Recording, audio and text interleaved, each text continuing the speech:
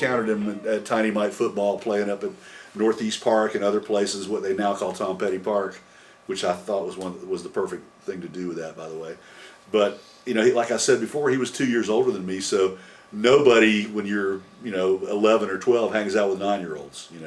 So it wasn't until we hit chorus in the 7th grade that we were able to sing together, and then went on into high school and sang together in high school too. I never got to play music with him as an adult because he was already gone. I fled Central America to go surfing, and those guys went to California, and you see which one worked out the best for who. I used to go see them playing when Tom Lennon was in the band. There was a couple of little festivals that they had in the band I was in at the time, played out there too. And but I also got to see them play, and they put on a good show. It was a good little band. I played one gig with them down in Naples, Florida.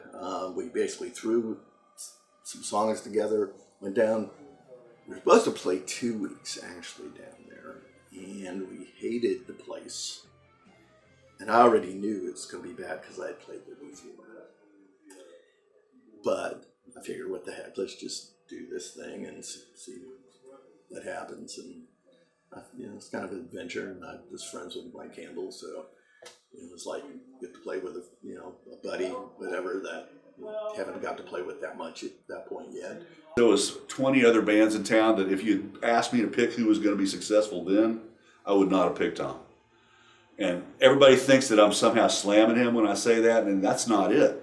He just wasn't fully developed yet. He started writing songs very early on. His good school friend Keith Harbin will tell you he was there the first song he wrote. Obviously, it's Petty. Don Felder, probably the most amazing guitar player that came out of here. And there's good reason he got hired by the Eagles. He was an amazing player. Let me say that when I met him, I was about 14, he was about 19, I think, somewhere around 19 or 20. And I saw him play everything from Chet Atkins, Wes Montgomery, then all the pop stuff that was happening at the time in the band that he played in. And I mean, the guy could play stuff that I could barely comprehend. And he was just that much above everybody else. This is an incredible place, and not sure exactly what it is. We always joke that there's something in the water around here, but what set Tom aside was his writing. And he didn't really develop that until he left here. So his destiny really wasn't here.